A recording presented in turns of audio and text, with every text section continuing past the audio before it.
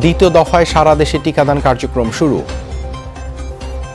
আমরা অনেক কনফিডেন্ট যে এখন আমরা রোগীদের আমাদের বেস্ট সার্ভিসটা দিতে পারবো। এখন যেটা দেওয়া হচ্ছে এটা সিঙ্গেল ডোজ, একটা অ্যাম্পুলে একজনই পাবে। কোভিড আর এর উপসর্গ নিয়ে রাজশাহী, খুলনায় 21 জনের মৃত্যু। আতঙ্কে রূপ নিয়েছে বিমানবন্দর গাজীপুর সড়কের যানজট। 15 মিনিটের পথ যেতে সময় লাগে 3 থেকে 4 ঘন্টা। বৃষ্টি হলেই চরম ভোগান্তি। রাতের 2টা নাই 3টা নাই একই অবস্থা, মানে যানজটের অবস্থা শেষ হয় না। রাস্তা ভাঙ্গা, আপনার গাড়ি চলাচল করতে পারে না, রাস্তায় পানি জমে রয়েছে। সন্তানকে ডাক্তার দেখানো হলো না আশরাফ পারুল দম্পতির। বাসের ধাক্কায় 3 জনের মৃত্যু। ধানমন্ডিতে সড়কে পুলিশের সদস্যের প্রাণহানি। স্ত্রী নির্যাতন ও শিশু সন্তানকে আটকে রাখার অভিযোগে সাবেক অ্যাটর্নি জেনারেল পুত্রের বিরুদ্ধে মামলা, পরিবারের অস্বীকার। ও আমাকে খুব এলোপাথারি মারধর করে এবং আমি দেখি যে আমার গর্ভপাত হয়ে যেতে পারে। 29 তারিখ বিকালে আমরা ডিভোর্স দিয়ে দিয়েছি। ওনার কিন্তু এটা 4 নাম্বার বিয়ে, এ নিয়ে আমাদের আপত্তি নেই, আমাদের স্যার ওই বিয়ে মেনে নিয়েছে। বিনা খরচে চিকিৎসা পাচ্ছে হার্টের ছিদ্র নিয়ে জন্ম নেওয়া হতদরিদ্র শিশু নূরজাহান। যমুনায় খবর প্রচারের পর এগিয়ে আসে বিএসএমএমইউ। নিয়ন্ত্রক সংস্থার সমন্বয়হীনতায় ঠেকানো যাচ্ছে না অর্থ পাচার। আইন ও বিধিমালায় সংস্কার আনতে চায় সরকার। Messi jinks one way, finds the cross, back post, it's headed across, goal off the post and it's in! Argentina lead! Copa আমেরিকায় উরুগুয়েকে হারিয়ে আর্জেন্টিনার প্রথম জয়। রাতে ইউরোর হাই ভোল্টেজ ম্যাচে মুখোমুখি জার্মানি, পর্তুগাল।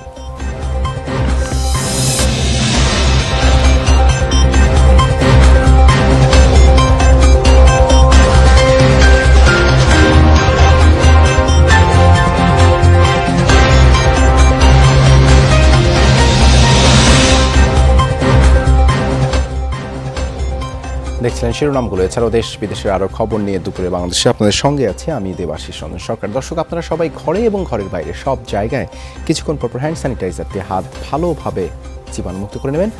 এবারে যাচ্ছি পুরো খবরে। রাজধানী সহ দেশ জুড়ে শুরু হলো করোনার দ্বিতীয় দফার টিকা কার্যক্রম। আগেই নিবন্ধন করা ফ্রন্টলাইনার্স ও চীনা নাগরিকের পাশাপাশি বিশ্ববিদ্যালয় শিক্ষার্থীরা এই পর্যায়ে ভ্যাকসিন পাবেন। পর্যায়ক্রমে সাধারণ নাগরিকদের দেয়া হবে টিকা। দ্বিতীয় দফায় চীনের দেয়া উপহার সিনোফার্মের 11 লাখ ডোজ থেকে টিকা দেয়া হচ্ছে।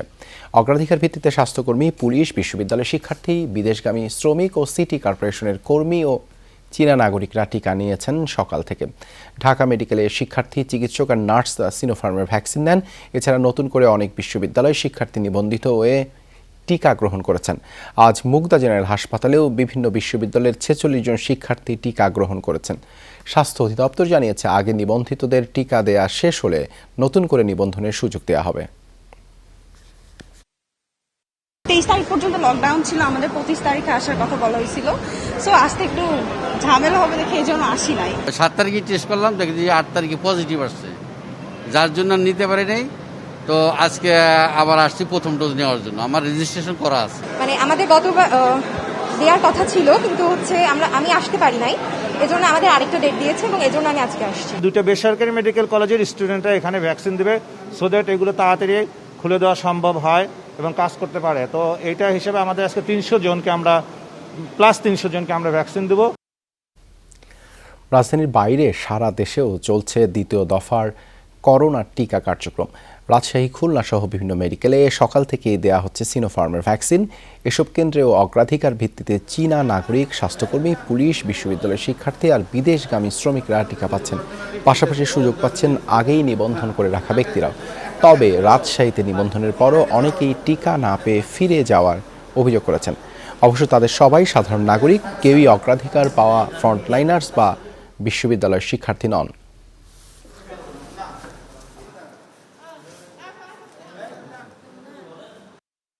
আমাদেরকে কতদিন এভাবে করে সান্ত্বনা দিয়ে আস্তাক দিয়ে রাখবে। আমরা জানের মৃত্যু নিয়ে আমরা ঘুরে বেড়াচ্ছি রাস্তা রাস্তা। আমাদের টিকা নেওয়ার ব্যবস্থা করে দিয়েছেন এবং আমরা অনেক কনফিডেন্ট যে এখন আমরা রোগীদের আমাদের বেস্ট সার্ভিসটা দিতে পারবো। আগে যে টিকাটা ছিল সেটাতে কোভিশিল্ডে 10 দিনকে দেওয়া যেত একটাতে, আর অটো ডিজেবল সিরিঞ্জ ছিল। এখন যেটা দেওয়া হচ্ছে এটা সিঙ্গেল ডোজ, মানে সিঙ্গেল ডোজ মানে কি একটা অ্যাম্পুলে একজনই পাবে। এদিকে রাজশাহী ও খুলনায় করোনা এবং এর উপসর্গ নিয়ে আরও 21 জন মারা গেছেন। এর মধ্যেই খুলনা জেলায় মারা গেছেন 11 জন। এই নিয়ে করোনা ডেডিকেটেড হাসপাতালে 330 জনের মৃত্যু হলো। আর রাজশাহী মেডিকেলে মারা গেছেন 10 জন। তাদের মধ্যে 5 জন রাজশাহীর, বাকি 5 জন চাঁপাইনবাবগঞ্জের। এই নিয়ে কেবল চলতি মাসেই হাসপাতালটিতে মারা গেলেন 193 জন। গত 24 ঘন্টায় কুষ্টিয়ায় মৃত্যু হয় 8 জনের। রাজশাহী সিটি এলাকায় দ্বিতীয় দফায় চলছে লকডাউন। এছাড়া আংশিক লকডাউন ও কঠোর বিধিনিষেধ আছে নাটোর, দিনাজপুর, জামালপুর, গোপালগঞ্জ, শেরপুর ও নওগাঁর বিভিন্ন উপজেলা ও পৌর এলাকায়। সংক্রমণ ঊর্ধ্বমুখী হলেও বিধিনিষেধ কার্যকরে দেখা গেছে ঢিলে ঢালা ভাব। সচেতন নয় বেশিরভাগ সাধারণ মানুষ। এ পর্যায়ে যাব বরিশাল শেরি বাংলা মেডিকেলে যোগ দেবেন সহকর্মী কাউসার হোসেন। কাউসার, টিকা কার্যক্রম কি এখনো চলছে? করোনার সার্বিকভাবে কি পরিস্থিতি বরিশালে সেটি জানতে চাই আপনার কাছে।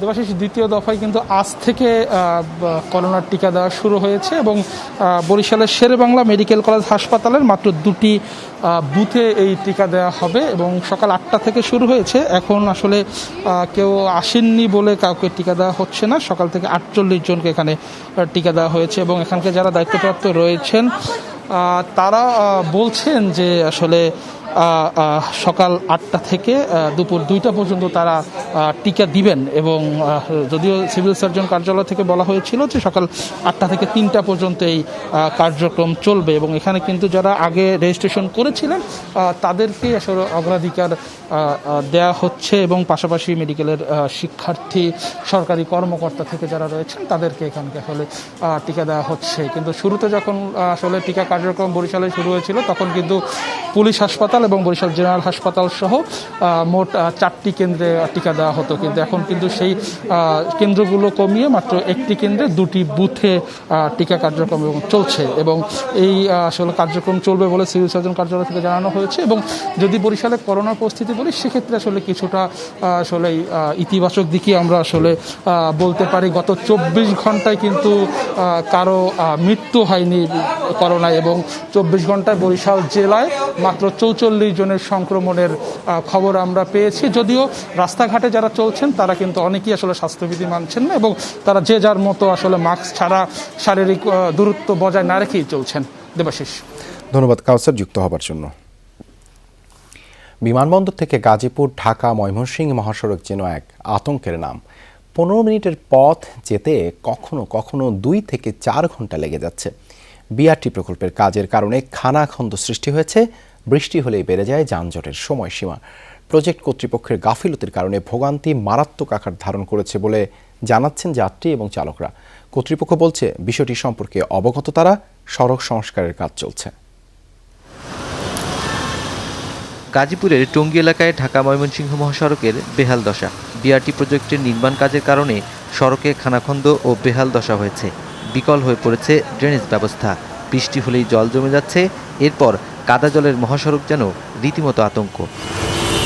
আবার গাজীপুর থেকে টঙ্গী আসার পথেও একই রকম ভোগান্তিতে পড়ছেন যাত্রীরা। রাতের 2টা নাই 3টা নাই একই অবস্থা, মানে যানজটের অবস্থা শেষ হয় না। এই যানজট পরিস্থিতি এরকম একটা অবস্থা, যানজট আমরা মেনে নিতে হচ্ছে। গাজীপুরের যানজট লাগতেছে, রাস্তা ভাঙ্গা, আপনার গাড়ি চলাচল করতে পারে না, রাস্তায় পানি জমে রয়েছে।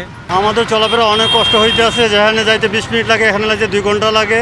গাজীপুর যাইতে পারতেছি না, এই অবস্থা আছে। আমরা আবার ঢাকা ঘুরে যাচ্ছি। উত্তরা আবদুল্লাপুর সিগন্যাল পয়েন্টের আগে নির্মাণাধীন উড়াল সড়কের নিচে ঘন্টার পর ঘন্টা দাঁড়িয়ে যানবাহন। ভোগান্তিতে চালক ও যাত্রীরা। টঙ্গী থেকে গাজীপুরগামী সড়কের বেহাল দশায় স্থবির যান চলাচল। এদিকে গাড়ির সারি বিমানবন্দর ছাড়িয়ে আসছে কুড়িল পর্যন্ত। খুবই কষ্ট হয়, 20 মিনিটের রাস্তা 3 ঘন্টা লাগে। এত জাম কোনোদিনও জীবনে ঠেলি নাই। রাতকে রাত আমরা বসে থাকার লাগে। প্রচুর যানজট, ভোগান্তি হইতেছে। 3 ঘন্টা, 4 ঘন্টা, 5 ঘন্টা এভাবে বসে থাকা লাগে। কষ্ট তো হইবে। 1 ঘন্টা রাস্তা 2 ঘন্টা যাওয়া লাগে। কে দেখবো ভাই, দেখার মতন কে আছে? অফিস টাইমে এখন সকাল 10টার সময় উঠছি, এখন বাজে 12টা। এই যে এই একটা ভোগান্তি, চাকরি লইয়া টানাটানি শুরু হয়ে যায়। কর্মজীবী বা চিকিৎসা নিতে আসাদের জীবনে দুর্ভোগ আরও বেশি। রেহাই নেই নারী শিশুদের। স্থবির চাকায় শ্রমঘণ্টা ও গাড়ির জ্বালানি অপচয় হচ্ছে এই গুরুত্বপূর্ণ সড়কে। রাস্তায় যানজট লাগতেছে, প্রতিদিন বৃষ্টি হচ্ছে, এখন আবহাওয়া প্রতিকূল আবহাওয়া। গাজীপুরের দিকে রাস্তায় কাজ করতেছে, রাস্তায় গর্ত, এই জন্য গাজী ওইদিকে স্লো যাচ্ছে। দুর্গাপুর ব্রিজ পার হওয়ার পরে এই প্রবলেমটা হচ্ছে।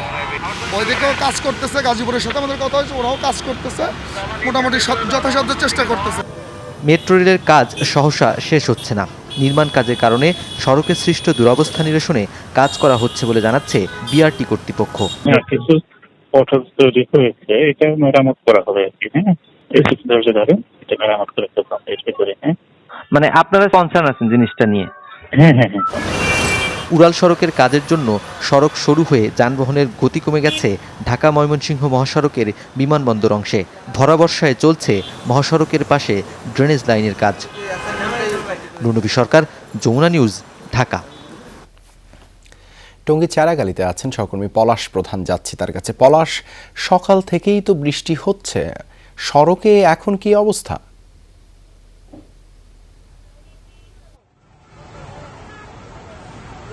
জি দেবাশিস, সকাল থেকে কিন্তু গুড়ি বৃষ্টি হয়েছিল। বৃষ্টির কারণে কিন্তু এখন পর্যন্ত রাস্তার ময়মনসিংহ যে মহাসড়ক রয়েছে সেটি কিন্তু দুপাশে কিন্তু যানজট সৃষ্টি হচ্ছে। কিছুক্ষণ আগে কিন্তু রোডস অ্যান্ড হাইওয়ে কিন্তু সচিব আমাদের সাংবাদিকের সাথে কথা বলেছিল এবং গাজীপুর সিটি মেয়র কিন্তু সেখানে উপস্থিত ছিল এবং এই বিষয়ে বিস্তারিত সম্পর্কে আমরা গাজীপুর মেয়র সম্পর্কে কাছ থেকে জানবো।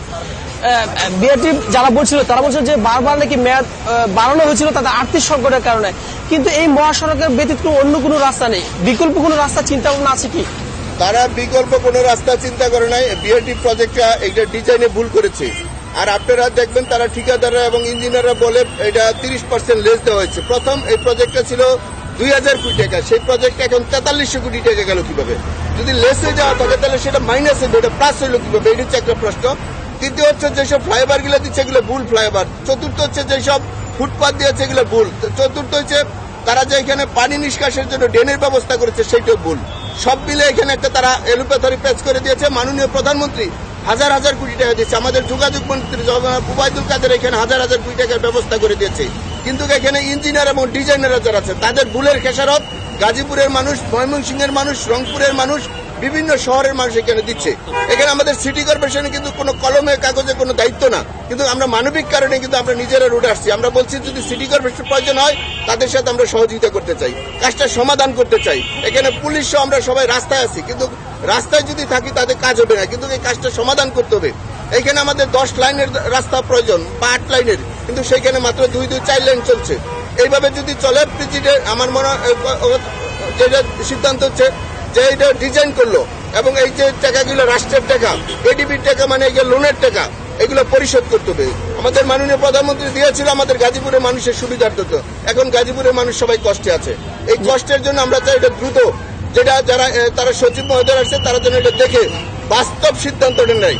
সিটি কর্পোরেশন এখানে মাননীয় মন্ত্রী মহোদয় আছেন, পার্লামেন্ট মেম্বার আছেন এবং আমরা সিটি কর্পোরেশন মেয়র কাউন্সিলর আছি, আমরা সমাধান চাই। জি ধন্যবাদ। তাছাড়া কিন্তু আরেকটি বিষয় যুক্ত রাখি, যানজট নিরসনের জন্য কিন্তু সিটি কর্পোরেশনের পক্ষ থেকে কিন্তু প্রায় 300-র অধিক ট্রাফিক পুলিশ কিন্তু মেট্রোপলিটন পুলিশের সাথে সমন্বয়ে কাজ করে যাচ্ছে। রবিন,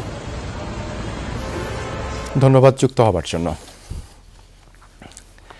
বগুড়ায় বাসের ধাক্কায় সিএনজি অটোরিকশা আরোহী স্বামী স্ত্রী সহ 3 জন নিহত হয়েছে, তাদের মধ্যে এক শিশু রয়েছে। সকালে বগুড়া রংপুর মহাসড়কের মহাস্থান হাতিবান্ধা এলাকায় এই মর্মান্তিক দুর্ঘটনা ঘটে। পুলিশ জানায় নিহতরা সিএনজি অটোরিকশা বগুড়ায় যাচ্ছিলেন। হাতিবান্ধা এলাকায় বিপরীত দিক থেকে আসা আহসান পরিবহন নামের একটি বাস চাপা দেয় অটোরিকশাটিকে। এতে ঘটনাস্থলেই মারা যান আশরাফ উদ্দিন ও তার স্ত্রী পারুল বেগম। আহত 3 জনকে হাসপাতালে নেওয়ার পথে মারা যায় এক শিশু। রাজধানীর ধানমন্ডিতে সড়ক দুর্ঘটনায় বাইসাইকেল আরোহী এক পুলিশ সদস্য নিহত হয়েছেন। নিহত বশির উদ্দিন তালুকদার মিরপুর ডিভিশন এসি পেট্রোলের দেহরক্ষী ছিলেন। শুক্রবার রাত 12:30টার দিকে হাজারীবাগ এলাকায় একটি ফ্যান মেরামত করাতে যান বশির। কাজ শেষে বাইসাইকেল চালিয়ে সেই ফ্যান নিয়ে মিরপুরের দিকে ফিরছিলেন তিনি। পথে ধানমন্ডি 7 নম্বর রোডে একটি যান বশিরকে চাপা দেয়। ঘটনাস্থলে নিহত হন তিনি। বশিরের মরদেহ উদ্ধার করে মর্গে পাঠানো হয়। ঘাতক গাড়িটি শনাক্তের চেষ্টা চলছে বলে জানিয়েছে পুলিশ। 2 কন্যার জনক বশির পটুয়াখালীর দুমকি উপজেলার বীর মুক্তিযোদ্ধা আলতাফ হোসেন তালুকদারের ছেলে, থাকতেন মিরপুরের একটি পুলিশ ফাঁড়িতে। আমাদের ধারণা যে এক্সট্রিমলি, হ্যাঁ, এখন যে কর্মকর্তা ডিউটি করত এবং ওই কর্মকর্তার সাথে সে দীর্ঘদিন এবং তার প্রশংসা এবং সে কর্মকর্তাও কালকে এখানে খুব করছে আমরা যে দেখলাম। স্ত্রী নির্যাতন, ভ্রূণ হত্যা ও 2 বছরের সন্তানকে আটকে রাখার অভিযোগে সাবেক অ্যাটর্নি জেনারেল পুত্র মোয়াজ আরিফের বিরুদ্ধে মামলা হয়েছে। তবে মুখপাত্রের মাধ্যমে সব অভিযোগই মিথ্যা দাবি করেছেন মোয়াজ আরিফের পিতা অ্যাডভোকেট হাসান আরিফ। ইব্রাহিম খলিলের রিপোর্ট। প্রায় 4 বছর আগে নীলার সাথে বিয়ে হয় সাবেক অ্যাটর্নি হাসান আরিফের পুত্র মোয়াজ আরিফের। নীলার অভিযোগ, নিজের কন্যা সন্তানকে তার স্বামীর নিঃসন্তান বোনকে দিতে চাইলে বাধা দেন তিনি। এ ঘটনায় নিউ মার্কেট থানায় জিডি করেছিলেন নীলা। দ্বিতীয় সন্তান পেটে আসলেও তাকেও নির্যাতন করে মেরে ফেলা হয়। সিস্টার ইন ল, ওর বাবু হয় না, 11 বছর ওর বিয়ে হয়েছে। তো ও আমার এই বড় বাচ্চা যেটা 2 বছরের মাইরিন, ওকে নিয়ে যেতে চায় ওর কাছে, এবং সেটা হচ্ছে কানাডায়। তো আমি সেটাতে রাজি না। তারপর আমি আবার কনসেপ্ট করলাম, ওই বাচ্চাটাও হচ্ছে 3 মাস পেটে থাকা অবস্থায় আমাকে পেটে লাথি মেরে ওই বাচ্চাটা নষ্ট হয়ে যায়। আমাকে ডিএনসি করতে হয়েছে গ্রিন লাইফ হসপিটালে। পরে তৃতীয় সন্তান পেটে আসার পরও আবার নির্যাতন করলে নীলা বাধা দেন। এতে স্বামীকে হত্যা চেষ্টার মামলায় 9 মাসের অন্তঃসত্ত্বা অবস্থায় জেল খাটেন 1 মাস 7 দিন। কারাবন্দী অবস্থায় সন্তান ভূমিষ্ঠ হয়। গত 8 জুন মুক্তি পেয়ে 2 বছরের প্রথম সন্তানকে দেখতে চাইলেও পারেননি। 12 দিনের নবজাতক নিয়ে এখন তিনি দিশেহারা। আমার সাথে এই বাচ্চা অ্যাবর্শন নিয়ে খুব ঝগড়া হয়। ও আমাকে খুব এলোপাথারি মারধর করে, এবং আমি দেখি যে আমার গর্ভপাত হয়ে যেতে পারে, বা আমার বাচ্চাটা মরে যেতে পারে, বা আমার কোনো একটা বড় অ্যাক্সিডেন্ট হতে পারে। তখন আমি হাতে নাইফ নিয়ে ওকে ভয় দেখাই যাতে আমার কাছে না আসে। 6 তারিখে আমার বেবি হয়, 7 তারিখে আমার জামিন হয়, 8 তারিখে হসপিটাল আমাকে রিলিজ করে দেয়।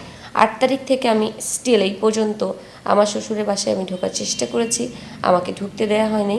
আমাকে বললেই হবে যে এভাবে থাকেন, আপনার বাচ্চারা ভালো থাকবে। আমাকে যে কোনো শর্ত দেন, ওরা দেখ, আমি রাজি, শুধু আমার বাচ্চাদের ভালো থাকলেই হবে। নির্যাতন এবং 2 বছরের সন্তানকে আটকে রাখার অভিযোগে গত বুধবার স্বামী মোয়াজ আরিফের বিরুদ্ধে নিউ মার্কেট থানায় মামলা করেন নীলা। ঘটনার সত্যতা সাপেক্ষে আসামি আইন আমলে আসবে এবং যা যা ব্যবস্থা নেওয়ার সবগুলো নেওয়া হবে। অভিযোগের বিষয়ে জানতে চাইলে ফোনে সাড়া দেননি মোয়াজ আরিফ। তবে নীলার শ্বশুর হাসান আরিফ মুখপাত্রের মাধ্যমে যমুনা টিভিকে জানান, নীলার প্রতিটি অভিযোগ মিথ্যা। 28 তারিখে বিকালে স্টেক করেছে, 29 তারিখ বিকালে আমরা ডিভোর্স দিয়ে দিয়েছি। ওনার কিন্তু এটা 4 নাম্বার বিয়ে, এনে আমাদের আপত্তি নেই, আমাদের স্যার ওই বিয়ে মেনে নিয়েছে। উনি কিন্তু প্রথম ঘরে একটা বাচ্চা ওখানে রেখে এসেছে, দ্বিতীয় ঘরের বাচ্চাটা উনি নিয়ে এসে এসওএস শিশুপল্লীতে দিয়ে দিয়েছে।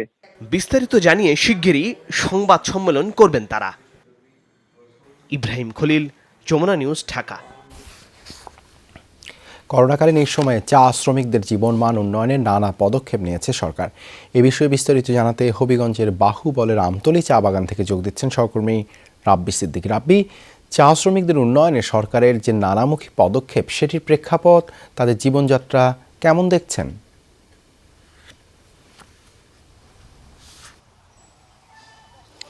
দেবাশিস, আমি একটু সংক্ষেপে বলি যে আমরা গতকাল থেকে কিন্তু এখানে অবস্থান করছি এবং এই এলাকার মানুষজনের, বিশেষ করে খেটে খাওয়া মানুষজন, নিম্ন আয়ের মানুষজন, হতদরিদ্র মানুষজন, তাদের ভাগ্যের উন্নয়নে সরকারের যে নানা পরিকল্পনা, সেটি কিন্তু আমরা দেখেছি, কথা বলেছি। আরও বিস্তারিত জানবো এখানে প্রধানমন্ত্রীর সহকারী প্রেস সচিব আছেন ইমরুল কায়েসার, তার সাথে আমরা একটু কথা বলে জানার চেষ্টা করবো আসলে আপনারা এই যে করোনাকালে সব কিছু যখন বন্ধ, তখন এই চা বাগানের চা শ্রমিকদের জন্য আপনাদের বিশেষ পরিকল্পনা আছে বলে আমরা জানি, একটু বলবেন আমাদের বিস্তারিত। আপনারা জানেন মাননীয় প্রধানমন্ত্রী জীবন ও জীবিকার সমন্বয় করে উৎপাদনমুখী খাতগুলিকে সচল রেখেছেন এবং স্পেসিফিক্যালি ওনার লকডাউনের ভিতর একটা ঘোষণাই ছিল যে চা বাগানকে বা চা শিল্পকে এই লকডাউনের আওতা বহির্ভূত রাখা। কারণ আপনারা জানেন যে চা বাগান যদি দীর্ঘদিন এখান থেকে পাতা তোলা না হয় তাহলে জঙ্গল হয়ে যায় এবং পুরো বাগানটাই একসময় নষ্ট হয়ে যায়। তো মাননীয় প্রধানমন্ত্রী এটা বুঝে জেনে এবং তাদের জীবনমানও, তারাও যদি এটার উপরই শুধু একমাত্র নির্ভরশীল মানুষ, তারা যদি কর্মবিমুখ হয়ে যায় তাহলে তাদেরও সমস্যা হতে পারে। এই জন্য দুইটা সাইডই সমন্বয় করে উনি চা বাগানকে সচল রেখে গেছেন। অসংখ্য ধন্যবাদ। আমরা শুনছিলাম আসলে সরকারের যে পরিকল্পনা, সেই বিষয়টি এছাড়া আরেকটি বিষয় দেবাশিস, এখানে সমতলের যারা ক্ষুদ্র নৃতাত্ত্বিক যে গোষ্ঠী তাদেরও কিন্তু জীবনমান উন্নয়নে সরকারের নানা পরিকল্পনা আমরা দেখেছি এবং সবকিছুতেই আমরা দেখেছি যে মানুষের ভাগ্যের উন্নয়নে তাদেরকে কর্মমুখী নানা ধরনের কার্যক্রমে অংশগ্রহণ করানোই ছিল সরকারের মূল লক্ষ্য। দেবাশিস, ধন্যবাদ যুক্ত হবার জন্য রাব্বি। রাজধানীর কদমতলীর মুরাদপুরে একই পরিবারের 3 জনের মরদেহ উদ্ধার করা হয়েছে, আটক করা হয়েছে বড় মেয়েকে। বিস্তারিত জানাতে যোগ দিচ্ছেন সহকর্মী রিয়াজ রাহান। রিয়াজ, এই ঘটনার বিস্তারিত জানাবেন আমাদেরকে।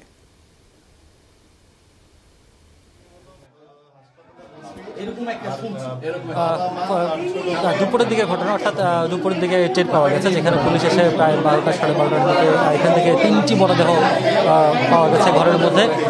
স্বামী স্ত্রী এবং তাদের মেয়ে, আরেক মেয়ে এবং মেয়ের স্বামীকে হাসপাতালে পাঠানো হয়েছে। ধারণা করা হচ্ছে খাবারের সঙ্গে কোনো বিষ মিশিয়ে অথবা বিষক্রিয়ার কারণে তাদের মৃত্যু হতে পারে। এখানে সিআইডির ফরেন্সিক টিম কাজ করছে, প্রতিবেশীরা আছেন, যেহেতু ঘরটি বন্ধ। 201 নম্বর ফ্ল্যাট আপনি দেখতে পাচ্ছেন, এখানে 3 তলার, সেখানে রয়েছে দ্বিতীয় তলার যে ফ্ল্যাটটি রয়েছে সেখানে প্রতিবেশীরা আছেন। প্রতিবেশীর সাথে এসে আমাদের যেটি কথা হয়েছে, তারা যেটি বলছেন যে পারিবারিক একটি দ্বন্দ্ব ছিল বলে তারা জানতেন, কিন্তু এই পরিবারটির সঙ্গে আসলে অন্যান্য ফ্ল্যাটের যে বাসিন্দা রয়েছেন বা এই বিল্ডিংয়ে যারা বাসিন্দা রয়েছেন বিভিন্ন ফ্ল্যাটের, তাদের খুব একটা যোগাযোগ ছিল না এবং তারা আসলে তাদের সম্পর্কে খুব বেশি জানেন না। এবং তারা বলছেন যে পরিবারগতভাবে কোনো ধরনের বেশ কিছু ঝামেলা ছিল, সেই কারণেই এই হত্যাকাণ্ডটি ঘটে থাকতে পারে। তো এখানে পুলিশের ঊর্ধ্বতন কর্মকর্তারা রয়েছেন, সিআইডি যেহেতু ফরেন্সিক টিম সেখানে রয়েছে, ক্রাইম সিলের কর্মকর্তারা রয়েছেন, সেই কারণেই মূলত ভিতরে প্রবেশ করতে দেওয়া হচ্ছে না। এই কারণেই বলা যাচ্ছে না যে এই যে ভিতরের অংশটি যেটি দেখতে পাচ্ছেন, যে এই যে ভিতরের অবস্থা, তো এই কারণে ভিতরে যেহেতু মরদেহগুলো রয়েছে এখনো 3টি মরদেহ সেখানে রয়েছে, সেই কারণেই কাউকে প্রবেশ করতে দেওয়া হচ্ছে না। পুলিশের প্রাথমিক যে সুরতহাল বা প্রাথমিক যে তদন্তের যে এই যে আপনি দেখছেন যে এখানে তার যে বোনটি রয়েছে বা জাতীয়, তারা এখন এসছেন। তো পুলিশের কাজ শেষ হওয়ার পরে মূলত আমরা বুঝতে পারবো যে এখানে কি ঘটনাটি হয়েছে, আরও বিস্তারিত রয়েছে কিনা বা এর পেছনে অন্য কোনো কারণ রয়েছে কিনা। তবে প্রাথমিকভাবে 2টি বিষয়, একটি হচ্ছে ধারণা করা হচ্ছে পারিবারিক যে কলহ বা পারিবারিক যে দ্বন্দ্ব, সেটির কারণে এই ধরনের 3টি হত্যাকাণ্ড ঘটে থাকতে পারে। আর দ্বিতীয়টি হচ্ছে এটি বিষক্রিয়ার কারণে এই মৃত্যু ঘটনাটি ঘটতে পারে। তো এখানে পুলিশের ঊর্ধ্বতন কর্মকর্তারা রয়েছেন, ওয়ারি বিভাগের যিনি অতিরিক্ত উপপুলিশ কমিশনার, তিনি তার নেতৃত্বের ভিতরে পুলিশের অন্য কর্মকর্তারা রয়েছেন। এবং আমরা একটু শুনি যে তার পরিবারের সদস্য কথা বলছেন। বাসায় থাকার পর পাশের এক বাড়িওয়ালা ভাড়াটি আমাকে বলতেছে যে ভাই ভাই ভাই গেট টকে লক করে বলতেছে যে ভাই আপনাদের এই আত্মীয়, আপনার বোন এবং বোন জামাই ওই বাসায় নিহত হয়েছে, এরকম 3জন। আর কারা এই কাজটা করলো তাও ওইটা বললো আর কি। তো বললো যে আপনার ওই আত্মীয় এই কাজটা করলো। আত্মীয় ওই যে কথা বললো, আমার বোন জামাই, আমার ভাগ্নির জামাই, ভাগ্নি কথা বললো। তা আমি তেমন একটা মানে সারতে পারিনি। তো ঘরে 2-1টা কাজকর্ম ছিল, ঝাড়াঝাড়ু দিয়ে ইত্যাদি করে পরে আমি আমার বোনের কাছে চলে আসলাম। এই যে আমার বোনটা যে এখন গেল ভিতরে, ওই বোনের কাছে গিয়ে তো বোনরা বলতেছে আমার এক বোন আছে, ও আসতেছে, ও আসুক, আসলে আমরা যাবো দেখে। তো এমন হয়েছে আপনি কি মনে করেন? এটা কেমন হয়েছে, এটা আমি মনে করতেছি যে মানে আমাদের পারিবারিক এমন কোনো মানে এমন একটা বাধ্য করার কারণে এই কাজটা করছে। বাধ্য যেমন একটা হয়তো বা মানে কোনো স্বার্থের জন্য সে কেউ, অথবা আমার যে বোন আমার সাথে এমন একটা সম্পর্ক ছিল যে মানে আমাদের যে মাননীয় ওয়ার্ড কমিশনার থেকে নিয়ে বা মাননীয় যারা এখানে মুরব্বিয়ান একরামরা যারা আছেন, এরাও মোটামুটি মানে জানে যে আমার ভাই বোন সম্পর্কটা এমন একটা সম্পর্ক, মানে প্রতিবেশীদের মতো সম্পর্ক। তেমন একটা আমিও তেমন একটা রাখিনি সম্পর্ক, ও রাখে নাই এই কারণেই যে মানে আমার ভাইয়ের যদি একটা ক্ষতি হয়ে যায়, এই কারণে আমার সাথেও সম্পর্ক তেমন একটা ভালো লাগে। তারপরও এখন সম্পর্ক যাতে আমার ভাই বোনের সম্পর্ক, এটা একটা বিরাট একটা সম্পর্ক। আমরা 4 বোন 1 ভাই। এখানে আমি তো এখন দেখতে পাই না, আমি তো এখন আসছি দেখার জন্য। প্লিজ আমাকে সাইড, প্লিজ আমাকে দেখতে দেন। দেবাশিস শুনছিলেন যে তার এক ভাই যেখানে মৃত্যুবরণ করেছে, তাদের একজন স্বজন এখানে কথা বলছেন। তিনিও যিনি স্বীকার করছেন যে পারিবারিক যে কলহ বা পারিবারিক যে দ্বন্দ্ব, সেটির কারণে এই ধরনের যে ঘটনা 3টি মরদেহ একসাথে পাওয়া গেছে বা 3 জনের যে হত্যাকাণ্ড সেটি ঘটে থাকতে পারে। তবে বাকিটা নিশ্চয়ই পুলিশি তদন্তের বিষয়, আইনশৃঙ্খলা বাহিনী তদন্তের পরে প্রাথমিক যে তদন্ত সেটি শেষ হওয়ার পরে আমরা আরো বিস্তারিত। ধন্যবাদ রিয়াজ যুক্ত হবার জন্য। সুইস ব্যাংকে বাংলাদেশিদের সম্পদ পাচারকৃত মোট অর্থের তুলনায় সামান্যই। পণ্য আমদানি রপ্তানির মাধ্যমে দেশ থেকে প্রতি বছর হাজার হাজার কোটি টাকা পাচার হচ্ছে বলে জানান বিশ্লেষকরা। সরকারের সংশ্লিষ্ট সংস্থাগুলোর সমন্বয়হীনতায় কমানো যাচ্ছে না পাচার। কার্যকর ব্যবস্থা নিতে আইন প্রণয়নের পাশাপাশি বিভিন্ন বিধিমালায় সংশোধনী আনতে চান অর্থমন্ত্রী। বিস্তারিত সুশান্ত সিনহার রিপোর্টে। সুইজারল্যান্ডের বিভিন্ন ব্যাংকে বাংলাদেশিদের নামে রয়েছে 57 কোটি 3 লাখ সুইস ফ্রাঁ বা 5,400 কোটি টাকা। এ টাকা 2019 সালের তুলনায় 400 কোটি টাকা কম। আইসবার্গের জাস্ট যে উপরের দিকটা দেখা যাচ্ছে, কারণ আমাদের দেশ থেকে প্রতি বছর $7-8 বিলিয়ন মতো চলে যাচ্ছে। বিশ্লেষকরা মনে করছেন করোনার কারণে আন্তর্জাতিক বাণিজ্য কমেছে, তাই পাচারের অর্থের পরিমাণ খানিকটা কম হতে পারে। সুইস ব্যাংকের উপরে এখন নানান ধরনের নজরদারি খবরদারি বাড়ছে গত কয়েক বছরে, এবং আমরা দেখছি যে সেখানে টাকা রাখার প্রবণতাও সেটা ক্রমান্বয়ে কিন্তু কমছে। একটা বড় অংশ 80% যায় হলো ট্রেড মিসপ্রাইসিং এর মাধ্যমে, ওভার ইনভয়েসিং, আন্ডার ইনভয়েসিং। করোনার কারণে আমাদের অর্থনৈতিক কর্মকাণ্ডই হয়তো কম হয়েছে, এবং যেই সব কর্মকাণ্ড থেকে আমি বললাম যে এই উৎস থেকে আসে, সেটা সন্ত্রাস হোক, দুর্নীতি হোক, বা ট্রেডের under invoicing, over invoicing, drug dealing হোক, সেই অ্যাক্টিভিটি গুলো হয়তো করোনার কারণে আগের বছরের চেয়ে কম হয়েছে বলে পাচারটা কম হয়েছে। গ্লোবাল ফাইন্যান্সিয়াল ইন্টিগ্রিটি প্রতিবেদন অনুযায়ী বছরে বাংলাদেশ থেকে কয়েক বিলিয়ন ডলার পাচার হয়। তাই সুইস ব্যাংকে রাখা অর্থের পরিমাণ পাচারের খুব ছোট্ট একটা অংশ বলে জানান এই অর্থনীতিবিদ। এর আগে আমরা দেখেছি যে প্যারাডাইস পেপারস বা পানামা পেপারসেও যাদের নাম এসেছে, সেখানে কিন্তু কিছু কেস খোলা হয়েছিল আমরা জানি দুদকের মাধ্যমে, কিন্তু এগুলোকে ফলো আপ করে এটাকে দৃশ্যমান ভাবে যদি এটার শাস্তি দেয়া যায়, কিন্তু আমরা যদি কালো টাকা সাদা করার জন্য ধারাবাহিকভাবে আমরা যদি বিভিন্ন ধরনের পদক্ষেপ যদি নেই, তাহলে কিন্তু সেখানে একটা রং সিগন্যাল যায়। অর্থ পাচার বন্ধে সরকারি সংস্থাগুলোর মধ্যে সমন্বয়হীনতা রয়েছে আইনের দুর্বল প্রয়োগ ও সদিচ্ছার অভাব। তাই দুদক, এনবিআর, কেন্দ্রীয় ব্যাংক সহ আর্থিক খাতের নিয়ন্ত্রকদের মধ্যে সমন্বয় বাড়ানোর তাগিদ বিশ্লেষকদের। দুদক থেকে বলা হয়েছে যে তারা এইসব তথ্য চেয়ে পাচ্ছেন না। এটাও আমার মনে হচ্ছে যে এই ব্যাপারে এটা আমি খুব কনভিন্স না যে তাদের চাওয়ার ব্যাপারে বা যেভাবে চাইতে হবে পদ্ধতিগত অথবা অন্য কোনো সমস্যা আছে। কোনো অন্য দেশ যদি তথ্য পায়, আমরা কেন পাবো না? অর্থমন্ত্রী জানান, অর্থ পাচার রোধে আগামী 1 বছরের মধ্যে নতুন আইন প্রণয়ন ও সংশোধনী সহ 15টি বিধিমালা পরিবর্তন হবে। এতে পাচার ঠেকানো সহজ হবে বলেও জানান তিনি।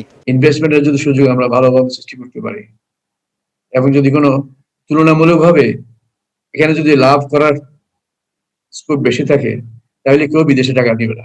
ওদের পিছনে আমরা ডেফিনেটলি আমরা চেষ্টা করব ওদেরকেও ট্র্যাক করে আমাদের সিস্টেমের মাঝে নিয়ে আসা এবং তাদের বিরুদ্ধে আইনি প্রক্রিয়া ব্যবস্থা নেওয়া। বাংলাদেশে কালো টাকার পরিমাণ জিডিপির অর্ধেকের বেশি, এমন মন্তব্য করেছিলেন সাবেক অর্থমন্ত্রী আবুল মাল আব্দুল মুহিত। সুশান্ত সিনহা, যমুনা নিউজ, ঢাকা। হৃৎপিণ্ডে জন্মগত সমস্যা নিয়ে জন্মেছে দিনমজুর বাবার ঘরে, তাই অসুস্থতাকে সঙ্গী করেই পেরিয়ে গেছে 6 বছর। নেই শিশু জীবনের স্বাভাবিক উচ্ছলতা। নূরজাহানের মলিন হয়ে যাওয়া স্বপ্ন আর বাবা মার হতাশার গল্প জানিয়েছিল যমুনা টিভি। তা দেখেই উদ্যোগী হয়েছে বঙ্গবন্ধু শেখ মুজিব মেডিকেল বিশ্ববিদ্যালয়ে। চলছে বিনা খরচে নূরজাহানের অস্ত্রোপচারের প্রস্তুতি। হৃৎপিণ্ডে ক্ষত নিয়ে জন্ম নূরজাহানের। সম্পূর্ণ সুস্থ হয়ে উঠতে প্রয়োজন 3 লাখ টাকা। নোয়াখালীর দিনমজুর বাবার পক্ষে যা বহন করা অসম্ভব।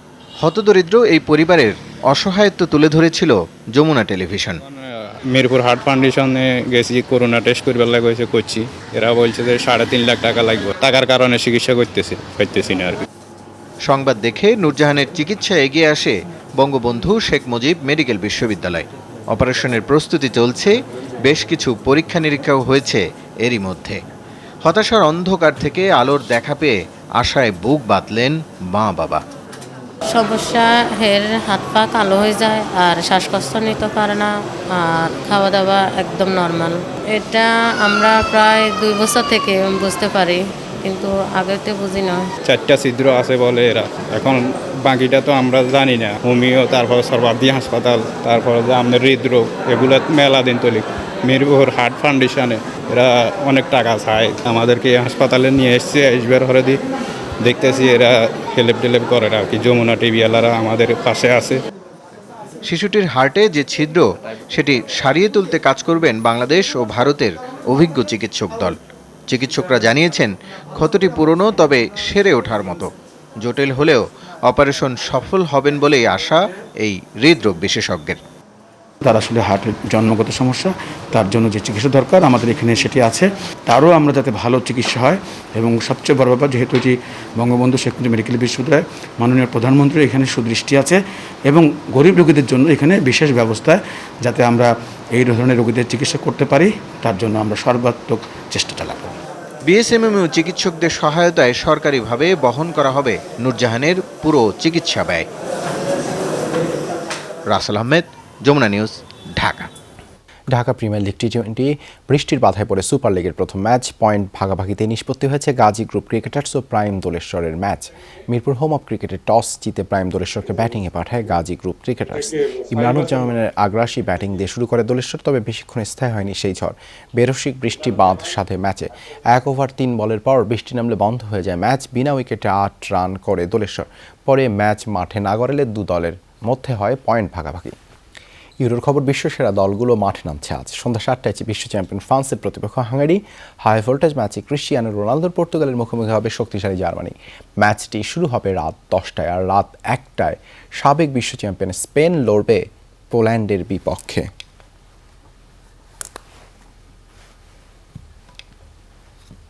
দুপুরে বাংলাদেশের প্রথম ঘন্টা থেকে বিদায় নিচ্ছি। পরের ঘন্টায় খবর নিয়ে ফিরবেন সহকর্মী শায়লা ইসলাম।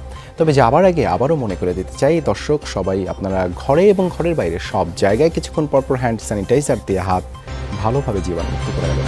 সঙ্গে থাকুন।